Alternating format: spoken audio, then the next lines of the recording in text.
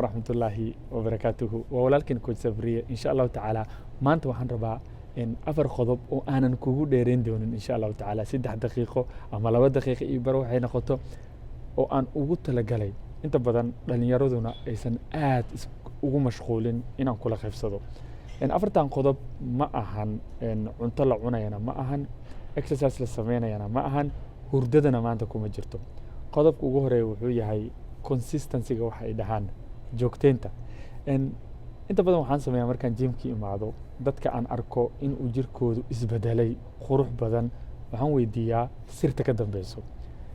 inta qof aan wareysanayay ama su'aal aan weydiinayana qof walba wuxuu igu jawaabaa ma yaqaan xataa sidaan ku noqday laakiin joogteynta wuxuu ku sheegayaa maalin walbo in uu yimaado marka laga reebo maalinka uu nasanayo oo kaliya ku celcelinta iyo joogteyntu wax walba maanta haddii aad rabto nolosha inaad horumar gaarto waa waxa ugu horeeya ee ku riixi kara xamaasaddu waxaad ogaataa maalmay ku kooban tahay way dhammaanaysaa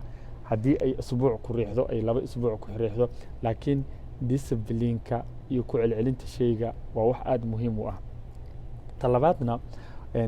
volume-ka inta badan miisaanka la qaado dhalinyaro badan waxaa jira aad iskugu wareeriyo ama sameeyo wax la dhaho ego lifting way imaanayaan gym-ka waxay arkayaan qof wax sameynaya wuxuu rabaa qofkaas halkaas uu gaaray inuu si dhaqsi ah ku gaaro dabcan waxaad ogaataa qofkan ma garan kartid inta sane uu meeshan soo joogay adigu bilaawaa tahay isku day bil walbo in aad kiilaad yar aad ku darsato 5 kiilo 5 kiilo 5 kiilo marka dambena adaa arki doona meeshii aad u baahneed iyo culeyskii la sheegayay in uu jirka ku dhismayay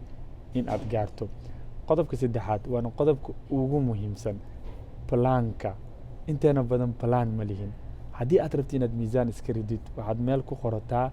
bishan 30 cisho ah imise kiilaad u baahan tahay inaad iska ridid haddii aad inaad muruq dhisato waxaad meel ku qorataa bishan maxaad rabtaa jirkaaga inuu iska bedelo waa inaad ogaan kartaa 6 bilood hadda kadib sida aad noqon lahayd waa inaad ogaan kartaa sanadka soo socda jirkaaga siduu isku bedeli lahaa isku day inaad plan yeelato waa inaad taqaanaa marka aad gym-ka soo gasho exercise-ka aad sameynayso dhalinyaro badan waxaa arkaysaa gym-ka imaanayaan xataa ma yaqaanaan waxa ay sameeyaan xabad uu ku fikiraa xabadkii iska sameynaa dhabar uu ku fikiraa dhabarkii iska sameynaa maya exercise-kaaga soo qoro waxaa jira exercise tiro badan maanta oo aad YouTube-ka ka helayso sidoo kaleetana aad ku caawinaya sida push pull legs-ka sidoo kaleeta full body training-ka sidoo kaleeta upper lower exercise-yada adiga kii ku qanciyo oo aad is leedahay waad ka bixi kartaa soo qoro kadibna gym kale imaam insha Allah taala qodobka ugu dambeeyana waxay tahay isbebedelka tirada badan ee aad exercise-ka ku sameynaysaan aad buu idin saameynayaa waxaad ogaataa in halka exercise waxaa fiican inaad 12 isbuuc markay ugu yar tahay aad ku dhaganaato kadib haddana haddii aad ka tegaysid programkaas oo aad program kale tagalaysid inaad 12 isbuucba hal mar aad bedesho haddii kale waxa kugu dhacay jirkana uu ka confuse garoobaya adiguna ma garan kartid waxa aad sameynaysid in ay yihiin wax ku galaya oo aad natiijo ka keenaysid jirkaagana uu isbedel ku dareemayo insha Allah taala intaasaan rabaa inaan idin la qabsado walaalkiin ku safriye salaamu alaykum